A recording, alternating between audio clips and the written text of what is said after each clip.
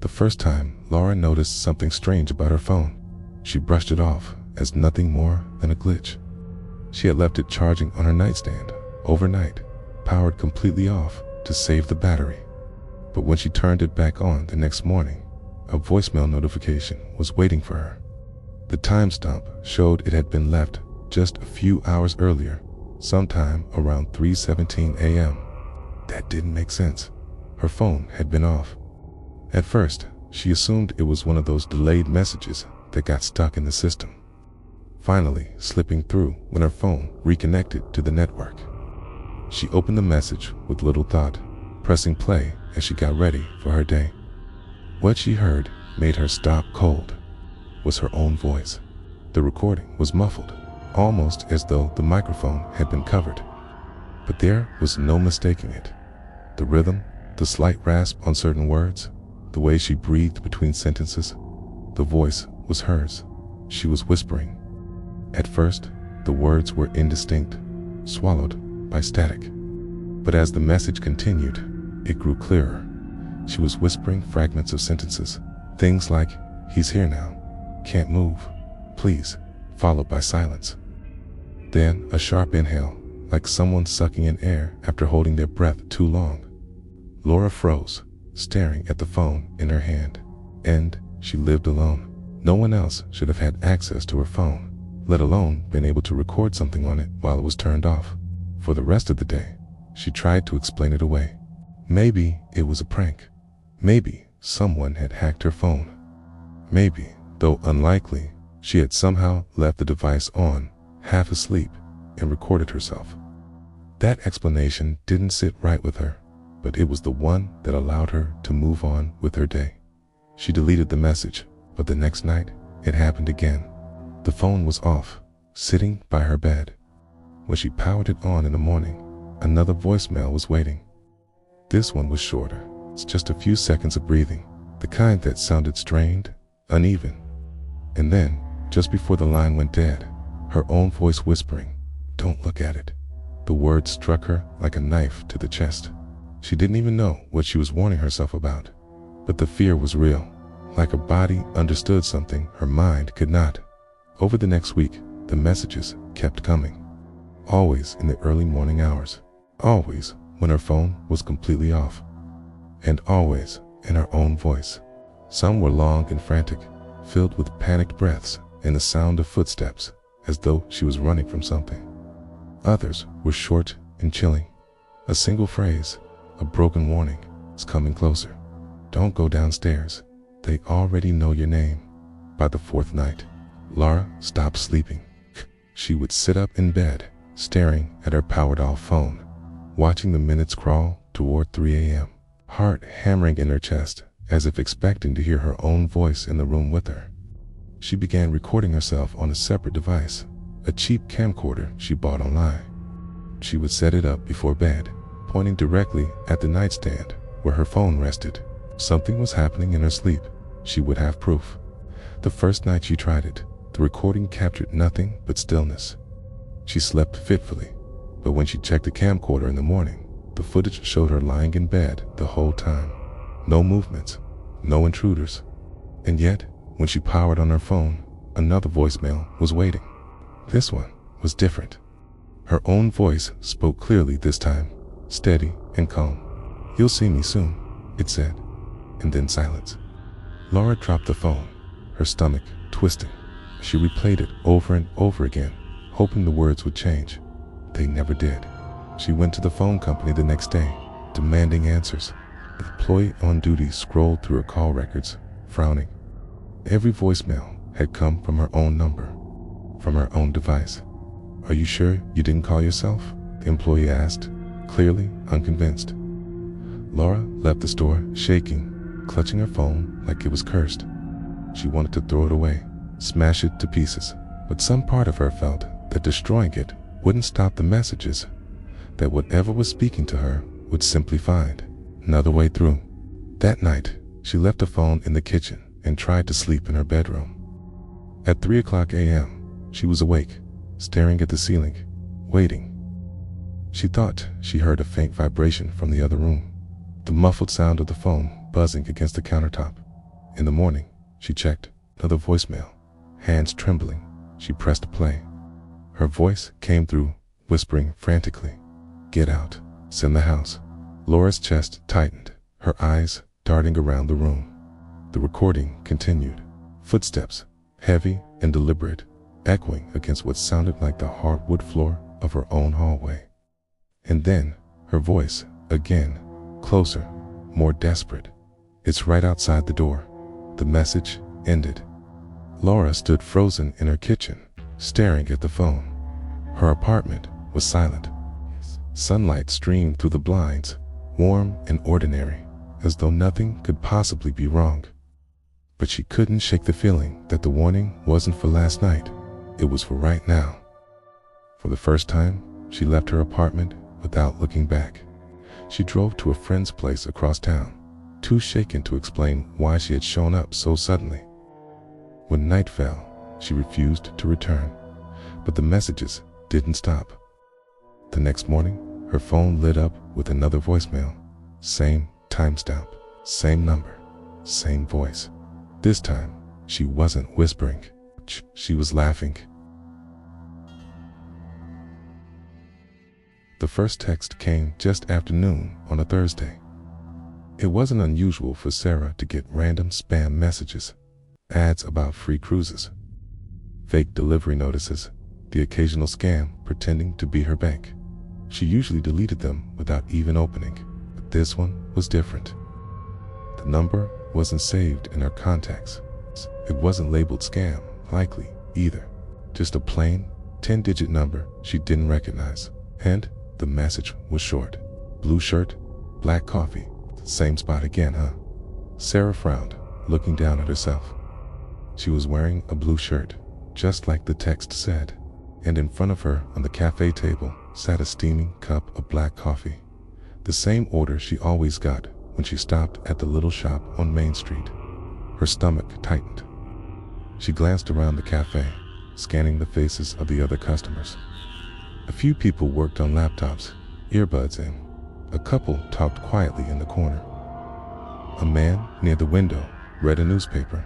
No one seemed to be paying her any attention. Still, she couldn't shake the feeling that someone was watching. She typed back quickly, "Who is this?" No reply. After a few minutes, she shoved her phone into her bag and tried to ignore it. Maybe it was just a coincidence. Maybe one of her friends had seen her from outside and thought it would be funny to mess with her. But the unease lingered, making the coffee taste bitter in her mouth. That night, another message arrived. This one was longer, took the long way home. "You always hesitate before crossing 8th Street, like you're waiting for something, but you didn't see me, did you?" Sarah's blood ran cold. She thought back to her walk home. She had, in fact, taken the long route, past the small park, then down 8th Street, just like the message said. She remembered pausing at the crosswalk, distracted by a sudden chill in the air, before finally stepping across. Whoever was sending these texts wasn't guessing. They were following her. Her first instinct was to call the police. But what would she even say? That some unknown number was texting her harmless observations. Nothing in the messages was directly threatening. They hadn't said they would hurt her, hadn't demanded anything. Still, the thought of someone shadowing her through her daily routine made her skin crawl. By the third day, the messages grew more specific. "Skipped breakfast. You always get cranky when you do that. That smile wasn't for the cashier, was it? Don't bother double-checking the locks tonight. I saw you do it twice already." Sarah barely slept. She left all the lights on in her apartment, her phone clutched in her hand, refreshing the messages every few minutes. At 2 a.m., another one arrived. "You're awake." "Me too." She nearly dropped the phone. Panic clawed at her chest. She forced herself to move through the apartment, checking the locks again, pulling the curtains tight, making sure every window was shut. The streets outside were quiet, but she couldn't shake the feeling that eyes were on her, hidden in the shadows just beyond the glass. The next morning, her best friend convinced her to change her number. Sarah went to the phone store, got a new SIM card, and felt relief wash over her as the old messages vanished with the switch. It was over, or so she thought. That night, at 3:11 a.m., her phone buzzed with a new message from a different number. Nice try. Sarah's breath caught in her throat. She stared at the screen until her vision blurred, her heart pounding so hard it made her dizzy. The texts kept coming, different numbers every time, like whoever was sending them had endless ways of finding her. No matter what she did, no matter how she tried to block them, they always returned. She stopped going to the cafe. She stopped walking her usual route home. She started working remotely, rarely leaving the apartment at all. And still, the messages described her every move. Haven't left the apartment in 3 days. Cabin fever yet. Red Sox today. Cute choice. Checked the peephole twice before opening the door. Careful, someone might notice. The more they went on, the more intimate they became, pointing out small habits she didn't even realize she had. How she twisted her hair when she was nervous. How she tapped her foot when she was deep in thought. How she let the water run for exactly 15 seconds before washing her face. It was as if the stranger didn't just see her, they knew her. By the 7th night, Sarah was unraveling. Every creak in her apartment made her jump. Every passing car outside her window felt like a threat. She barely ate, barely slept, living in a constant state of dread. That night, the message came earlier than usual. Don't bother checking the phone anymore. Look at the closet. Her eyes snapped toward the door of her bedroom closet. It was closed, perfectly ordinary, but her skin prickled with icy fear, every instinct screaming at her not to move. The phone buzzed again. Not that one, the other closet. Her gaze shifted slowly toward the hallway. At the end was a small storage closet she rarely used. The door was slightly ajar, just a crack, but enough to see that the darkness inside was thicker than it should have been. Her phone buzzed a third time. Say hello. Sarah's scream never made it past her lips. The call came on a quiet Sunday evening. Ethan was sprawled out on the couch, half watching a rerun on TV, when his phone buzzed against the coffee table. He almost didn't look at it. Probably a notification, maybe another scam call. But when the screen lit up, his stomach dropped. It said, "Mom." The contact photo glowed softly, the same smiling picture he'd taken years ago, the same number he'd never had the heart to delete, except his mom had been gone for 3 years. For a long moment, Ethan just stared. His chest tightened and his mouth went dry. The phone kept buzzing, the familiar ringtone filling the room. Every rational part of him screamed that this wasn't possible. But grief has a way of silencing reason. Almost without realizing it, his thumb swiped across the screen. He lifted the phone to his ear, and he froze. There was no sound at first. Static, a faint hiss, like an old radio trying to tune into a distant station. He whispered her name, his voice shaking. And then, under the static, he heard breathing, slow, uneven, familiar in a way that made his chest ache. It sounded like her. He stayed frozen, gripping the phone so tightly his knuckles ached. Finally, a faint sound broke through. It wasn't words at first, more like a muffled hum, almost like she was trying to speak through water. Then, just as he thought he imagined it, a phrase drifted through. "Why did you leave the light on?" Ethan nearly dropped the phone. His mother used to ask him that all the time when he was a teenager. He had the habit of falling asleep with lamps still burning. She'd scold him in the mornings, saying it wasted electricity. Hearing those exact words, in her exact tone, made his skin crawl. He tried to speak, to ask who this really was, but the line went dead. The call ended on its own. 4 minutes, he sat there, staring at the screen. His hands trembled. His mind raced through explanations. Maybe someone spoofed the number. Maybe a cruel prank. But how could they know those words? How could they know something so small, so specific? That night, Ethan barely slept. Every time his phone buzzed with the notification, his heart leapt into his throat. But no more calls came until the next evening. It was almost the same time, 9:47 p.m. His phone rang again. Mom. His blood went cold. His finger hovered over the screen. Part of him wanted to ignore it, toss the phone across the room. But another part, the part that still missed her every day, couldn't resist. He answered. This time, there was no static, only silence. Then, faintly, a whisper. You shouldn't be alone so much. Ethan's pulse thundered in his ears. He muttered into the phone, asking who this was, begging for an explanation. The whisper came again, louder now, strained, as if forced through clenched teeth. I've been here the whole time. The call ended. Ethan jumped from the couch, pacing the apartment. His mind spun through possibilities. A hacker, a recording, some twisted joke. But each explanation fell apart the more he thought about it. That voice, it wasn't just familiar. It was hers. The following nights, the calls continued. Ways around the same time, ways from Mom. Some nights, it was short phrases. Ones she used to say. Reminders to lock the door. Hey, to eat something other than fast food. To wear a coat when the weather was cold. Other nights, the voice slipped into something stranger. It would whisper his name over and over. Sometimes laugh softly, the same laugh he remembered from childhood, but twisted like it echoed in a hollow room.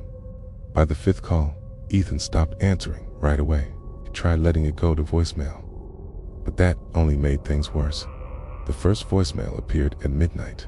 When he played it, his stomach knotted. It was breathing, slow, steady, and close. Beneath it, a faint, scraping sound, like fingernails brushing against the microphone. The second voicemail was worse. It was her voice again, clearer this time. I can see you, Ethan. Why don't you wave? His blood turned to ice.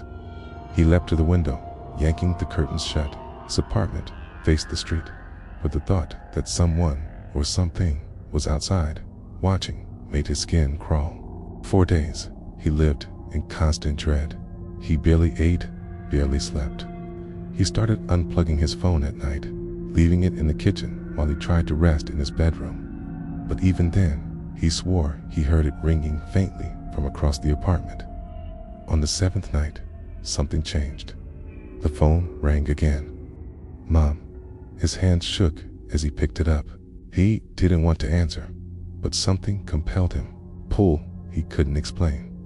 When he lifted it to his ear, the voice was different. It wasn't soft anymore. It was urgent. Ethan, don't go to the door. His heart stopped. He whispered a shaky question. What door? But before he could finish, a knock echoed through the apartment. A slow, deliberate knock.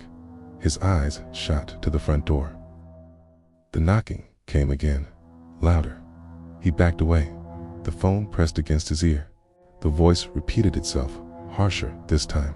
Don't go to the door. The knocking grew faster, heavier, until it rattled the frame. Ethan stumbled backward, clutching the phone. The voice in his ear whispered one final phrase before the line went dead. You already let me in. The knocking stopped. The apartment fell silent. Ethan stood frozen in the middle of the room, his breath ragged, the phone limp in his hand. He didn't open the door that night. He didn't sleep either. And when the sun rose the next morning, he finally looked at his call log again. The last 7 nights of calls were all there, each one marked at the same time, each one labeled the same way. Not Mom. The calls were marked unknown. But when he tapped on the details, he saw the number, and it wasn't random. It was his mom's old number, the one that had been disconnected 3 years ago.